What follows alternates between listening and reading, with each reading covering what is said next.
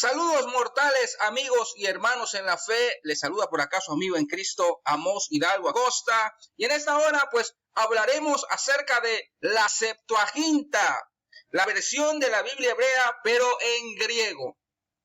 Estaremos a manera de lectura recomendada, hablando un extracto de este libro, La Biblioteca de Dios, de Giovanni Vian, de la editorial Ediciones Cristiandad, y es este que tenemos por acá. Sumamente recomendado, ¿verdad?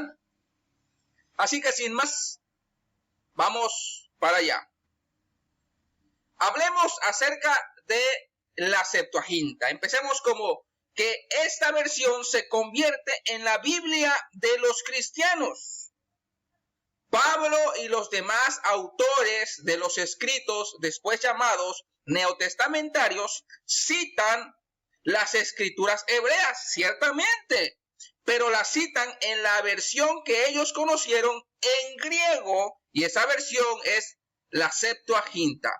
Ya se ha aludido al hecho de que estas fueran traducidos sobre todo en Egipto a partir del siglo III antes de la era cristiana. Es decir, que antes que aparezca el cristianismo como movimiento, en el marco histórico aparece esta versión, que especialmente surge por la necesidad del judaísmo helenístico o de la diáspora, que ellos pues obviamente hablaban el griego. Hay una leyenda acerca de la Septuaginta, según una afortunadísima leyenda narrada por un texto judeo-helenístico, es decir, por judíos, pero de la diáspora, por judíos helénicos, por judíos que hablaban griego del siglo II antes de la era cristiana. Esta obra se llama Carta de Aristeas a Filócrates. Esta traducción, es decir, la Septuaginta, habría sido obra casi un siglo antes de esta obra llamada Carta de Aristeas a Filócrates.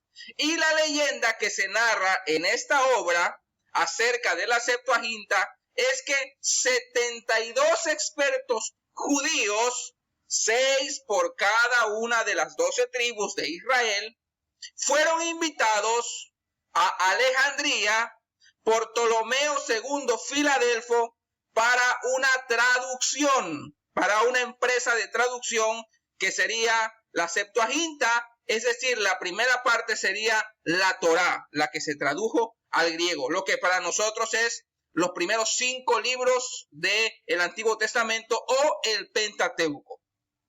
Por ello, la traducción fue llamada de los 70, por esa leyenda que fue traducido por 72 expertos, 72 rabinos judíos, con un número redondeado que aparece por primera vez en Flavio Josefo a finales del siglo I de la era cristiana, o simplemente empleando el término latino la Septuaginta. La carta de Aristeas, que se hace pasar por un testimonio ocular de los hechos narrados, es una obra de propaganda del judaísmo y de su monoteísmo. Es decir, que la Septuaginta no surge pensando en que va a ser la Biblia de los cristianos. No, obviamente ni siquiera existe el cristianismo en el marco histórico cuando aparece la Septuaginta. Estamos hablando siglo III antes de la era cristiana, ¿sí? Por lo tanto, esta obra, Carta de Aristeas a Filócrates, lo que pretende es propaganda, servir como propaganda para el judaísmo en esta versión, en la versión griega de la Biblia hebrea. Ahora, ¿cuál es la importancia de la Septuaginta? Traducir las escrituras hebreas al griego significó la transposición de un universo cultural a categorías de pensamiento totalmente diferentes. Es decir, que no es lo mismo hablar de la cosmovisión hebrea a la cosmovisión helenística propia del idioma griego. traducir la legislación mosaica, las imágenes de Isaías o de Ezequiel o la oración de los salmos a la lengua de Homero, a la lengua de Safo, a la lengua de Platón, obviamente no en el griego clásico, sino en el griego del dialecto koiné, que todo el Nuevo Testamento o todos los escritos neotestamentarios fueron escritos en griego koiné. Ahora, la Septuaginta fue la primera gran operación de este tipo en la historia cultural de la humanidad.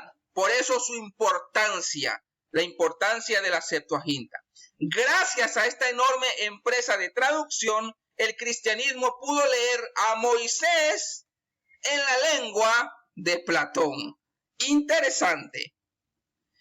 Peculiaridades legendarias acerca de esta obra. Bian nos dice que en la obra de Aristeas se subraya que los 72 traductores fueron enviados por el sumo sacerdote de Jerusalén a Alejandría. Es decir, que hay un vínculo entre el judaísmo palestinense y el judaísmo que abrazará la Septuaginta en la diáspora o en este mundo ya helenístico. Obviamente también son judíos, ¿sí? Pero son judíos que no hablan en este caso el hebreo, sino el griego. La obra de traducción fue dirigida por Ptolomeo para destinarla a la ya mítica biblioteca de Alejandría. Es decir, Bian nos dice que el propósito en sí también de esta obra que fue empresa de Ptolomeo, precisamente era para ser parte de los anaqueles de la ya mítica y la legendaria biblioteca de Alejandría. La traducción se completó prodigiosamente en 72 días. Obviamente esto es leyenda. Y aquí quisiera yo abrir un paréntesis para hablar o retomar, mejor dicho, acerca de la Septuaginta, una expresión de Charpentier que nos dice que según la leyenda de 70 escribas que trabajaron por separado, llegaron exactamente a la misma traducción. Es decir, la leyenda es esta.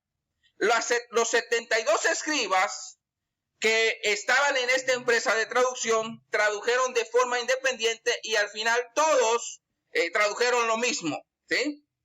Obviamente esto es una exageración, esta es una leyenda que lo que quiere es legitimizar la autoridad divina de esta obra.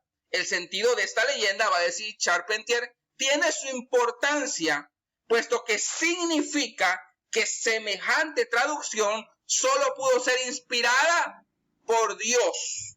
Es decir, que los judíos de la diáspora no solamente abrazaron la Septuaginta al principio, porque después los judíos van a rechazar la Septuaginta cuando ésta ya se ha convertido o que a la postre se convertiría en la Biblia de los cristianos.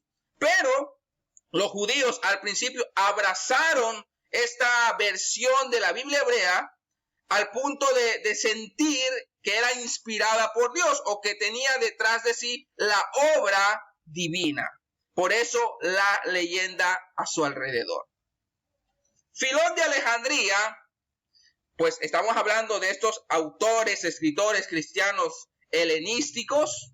Tenemos a Filón de Alejandría, el autor más grande del judaísmo helenístico. No solo retomó la leyenda de Aristeas, sino que llegó a considerar la versión de los 70 tan inspirada como el texto hebreo, fíjese, acuñando la sugestiva imagen de dos escrituras hermanas. Es decir, que para Filón de Alejandría, tanto la versión griega como la Biblia hebrea estaban al mismo nivel.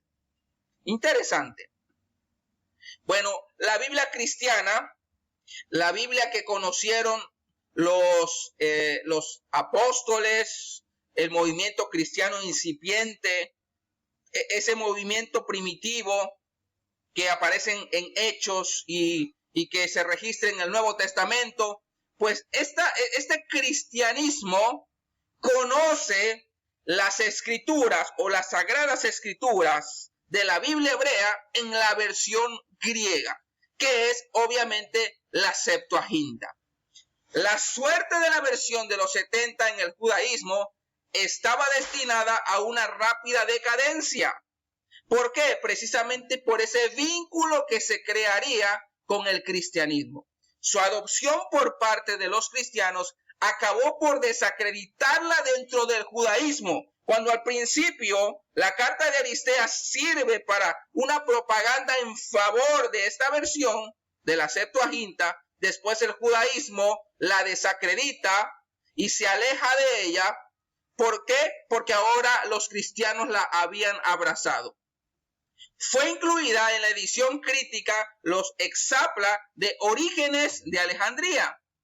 La Septuaginta a la postre se convirtió en la Biblia cristiana. Y con esto voy a concluir. Aquí tengo en paralelo la Biblia hebrea, que se divide en Torá, escritos y profetas, y la Biblia cristiana, que en nuestro canon está ordenado Pentateuco, históricos, sapienciales y proféticos. Si se dan cuenta, la herencia que nosotros tenemos del orden del canon del Antiguo Testamento de la Biblia cristiana está en esta línea que ya dejó heredada la Biblia Septuaginta y no la Biblia hebrea. Así de importante, por lo tanto, es la Septuaginta para la Biblia cristiana que nosotros conocemos, porque el orden de nuestro canon lo heredamos de la propuesta que ya dejó la Septuaginta. Bueno, eso es todo y muchas gracias.